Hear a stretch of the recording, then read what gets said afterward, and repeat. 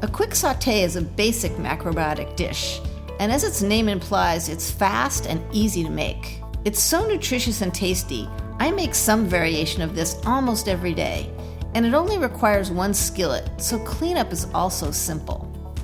A quick sauté is a great way to use leftover grain and/or beans, and it's an opportunity to be creative. It's hard to mess this up. Basically, you just slice up some vegetables. There are two main ways to do a quick sauté. You can start cooking the vegetables with the oil first and add a little water as they cook. Or you can start with the water sauté and add the oil at the end. I switch it up for variety. Let's begin with the oil sauté technique. You can use 1/2 to 1 teaspoon of sesame oil, 1 cup of sliced head cabbage, and 1 cup of carrots cut into matchsticks or julienne.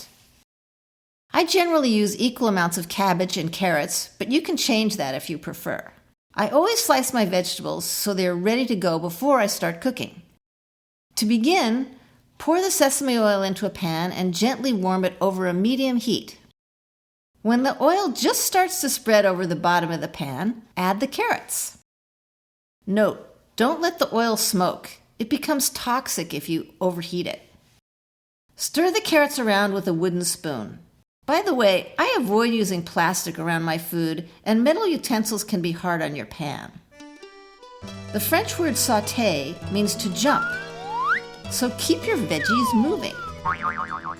As the carrots start to get limp, add the sliced cabbage and continue to move all the veggies around so they get coated with the oil. Next, I add about 1 teaspoon of shoyu or soy sauce and stir. Then add 1/4 to 1/2 a cup of water to the pan and keep stirring. If the pan gets dry, add a little more water. Sometimes I add a little ginger juice at the end and sprinkle some toasted sesame seeds on top. And it's ready to serve. I think you'll find this combination surprisingly sweet. Now let's take a look at how to sauté, adding the water first and then the oil at the end.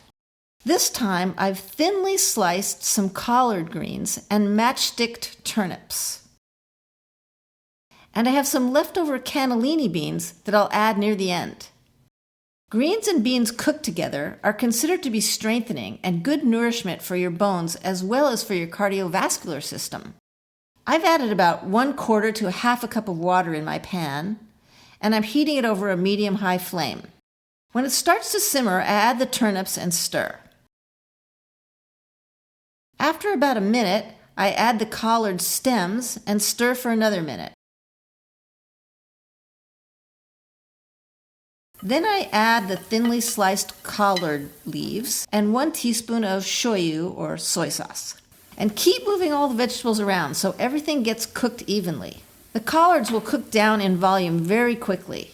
If the pan starts to get dry, you can add a little more water as you cook. Now I add the beans and a little more shoyu. Keep stirring, but gently, so you don't turn the beans to mush. Stir for about 3 minutes so the seasoning cooks in. If you want to get fancy, you can add some currants near the end. Turn off the heat and drizzle about 1 teaspoon of extra virgin olive oil over the top and gently mix it in.